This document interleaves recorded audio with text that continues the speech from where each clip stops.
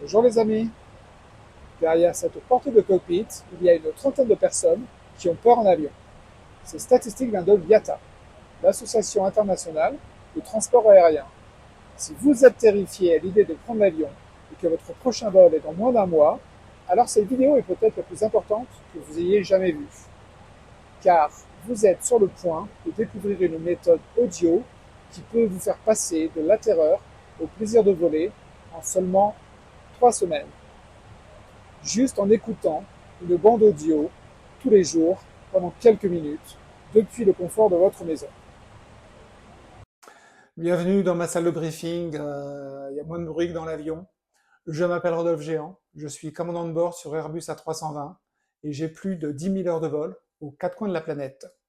Si cette année encore vous vous êtes privé de visiter Bali, Dubaï ou les Maldives parce que vous êtes terrifié par l'avion, ou si vos vacances ont été gâchées parce que vous ne pouviez pas vous empêcher de penser au vol retour, ou bien si vous avez raté des opportunités professionnelles à cause de la peur en avion, alors restez avec moi pour les 2 prochaines minutes, car vous êtes sur le point de découvrir comment passer de la terreur au plaisir de voler en écoutant une simple bande audio, quelques minutes par jour, pendant 3 semaines. Cette bande audio fait partie d'un programme spécialement conçu pour chasser la peur en avion. Au cours des 20 dernières années, je suis tombé sur de nombreuses personnes qui avaient peur en avion. Une fois, j'ai eu une femme au cockpit qui était tellement paniquée par l'avion qu'elle en pleurait. Une autre fois, j'ai vu Alain, un ingénieur de 45 ans, faire demi-tour devant la porte de l'avion tellement il avait peur. Pour rentrer chez lui, il venait juste de jeter 5 000 € de billets d'avion et d'hôtel par la fenêtre. Et bien sûr, de se fâcher avec sa femme pour la prime. Enfin, il y avait Stéphane, 47 ans, qui n'avait pas mis les pieds dans un avion depuis 20 ans, tellement il était terrifié. D'ailleurs, grâce à ma méthode audio, Stéphane vient de prendre un vol pour la Martinique avec sa chérie.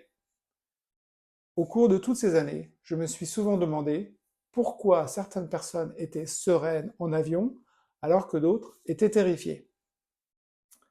C'est quand je suis tombé sur les travaux du professeur Kerry Ressler, un éminent neuroscientifique de l'université de Harvard, que tout est devenu clair.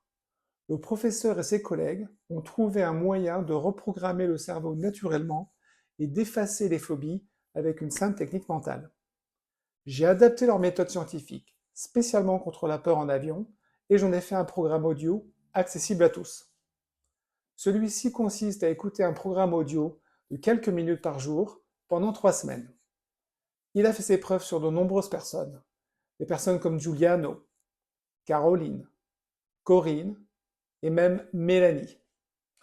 Une fois que vous aurez utilisé le programme, vous retrouverez vous aussi la liberté de prendre la voie des airs quand bon vous semble. Imaginez que vous puissiez prendre l'avion sans être obligé de vérifier le bulletin météo 10 fois par jour avant le vol. Imaginez que vous arrêtiez de penser que l'appareil va se disloquer ou tomber au premier bruit inconnu. Imaginez ne plus avoir à subir pendant des heures l'angoisse avec l'horrible impression de ne pas pouvoir vous échapper. Imaginez pouvoir dormir à point fermé sans stresser à cause des turbulences. Mais bon, c'est bien beau tout ça, mais j'ai une question pour vous. Savez-vous d'où vient cette peur irrationnelle de l'avion? Selon le professeur Ressler, la peur en avion trouve son origine dans une toute petite glande située au milieu de notre cerveau. On l'appelle l'amygdale. L'amygdale, en fait, c'est comme un système d'alarme hypersensible qui surveille en permanence votre environnement pour détecter les dangers. Normalement, l'amygdale vous avertit de dangers réels, comme un tremblement de terre, ou un incendie, ou même quelqu'un qui vous voudrait du mal. Après avoir analysé des scanners de centaines d'individus exposés à des images induisant la peur, le professeur Ressler a constaté une hyperactivité significative de l'amygdale chez les personnes souffrant de phobie, dont la phobie de l'avion. Une fois activée, l'amygdale déclenche une décharge toxique d'hormones de stress, des hormones comme principalement l'adrénaline et le cortisol. Mais chez les personnes qui souffrent de la peur en avion, elle est excessivement sensible. Trop sensible, certains diraient. Mais ça, ce n'est pas de votre faute. Cette hypersensibilité, en fait, elle peut être due à une mauvaise expérience, comme par exemple un vol scabreux. Ou alors c'est parce qu'on a entendu parler d'une catastrophe aérienne qu'on a vue dans les médias. Parfois même, il n'y a pas de raison. La peur se déclenche comme ça toute seule, elle arrive un jour. Ce qu'il faut retenir sur la peur en avion, c'est qu'une simple pensée anxieuse entraîne une décharge d'hormones de stress, cortisol plus adrénaline. Puis si une autre pensée anxieuse arrive, une autre décharge d'hormones vient encore augmenter le stress.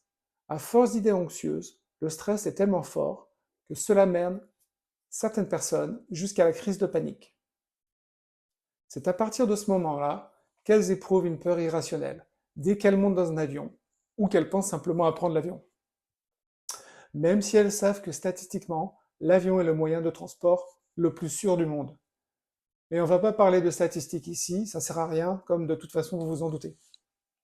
Quand vous avez peur en avion, le simple fait d'entendre et de voir la consigne lumineuse, attachez vos ceintures, ça va déclencher une première angoisse. Vous allez peut-être vous demander combien de temps ça va durer? Est-ce que ça va empirer? Le pilote va-t-il pouvoir gérer? L'avion va-t-il perdre de l'altitude? Toutes ces idées entraînent une augmentation exponentielle de l'anxiété et créent ainsi un effet boule de neige. Votre organisme est maintenant en quasi-overdose d'hormones toxiques. La tension musculaire est au maximum, vous avez du mal à respirer, le cœur bat à 200 à l'heure, et c'est la crise de panique. Mais, en 2008, une découverte scientifique a démontré le pouvoir d'une hormone spéciale, l'ocytocine, plus connue sous le nom d'hormone de l'amour. Lorsque l'hormone de l'amour est sécrétée dans votre cerveau, elle paralyse instantanément l'amygdale, arrêtant mécaniquement les hormones de stress, cortisol et adrénaline, ce qui stoppe quasi immédiatement et automatiquement la phobie. Et là où ça devient encore plus intéressant, c'est que les chercheurs ont aussi découvert qu'en créant une association mentale entre un moment de bonheur passé et l'avion, ça enlevait la phobie. Se remémorer un moment de bonheur passé va déclencher une décharge d'ocytocine qui va venir paralyser l'amygdale. Quand on répète l'association moment de bonheur passé égale avion suffisamment de fois, on va réentraîner l'amygdale à ne plus avoir peur de l'avion. On appelle ça la technique d'exposition. J'ai adapté la technique d'exposition spécialement pour rééduquer l'amygdale contre la phobie de l'avion. En réactivant votre cerveau pour associer le vol à des états positifs et apaisés, vous pouvez atteindre une détente intérieure profonde. Un processus plus efficace que les médicaments ou l'alcool qui ne font que traiter le problème de manière temporaire et superficielle. La méthode audio que je propose est totalement naturelle et sans effets secondaires, sans les effets secondaires de l'alcool ou des médicaments. Les effets comme la somnolence, la sédation, les vertiges, la confusion, l'instabilité, les troubles de la coordination, les troubles de la mémoire, les troubles de l'élocution, la faiblesse musculaire. Pour que la méthode audio fonctionne, elle doit être adaptée à chaque personne. Quand j'aide une personne à résoudre son problème de peur en avion, je discute avec elle 45 à 60 minutes avant d'enregistrer sa bande audio spéciale. Si vous avez un vol dans moins d'un mois et que vous pensez que je peux vous aider, alors cliquez sur le lien ci-dessous. Laissez vos coordonnées dans mon agenda et je vous appellerai. On verra ensemble si je peux vous aider. Alors je vous dis à très bientôt les amis.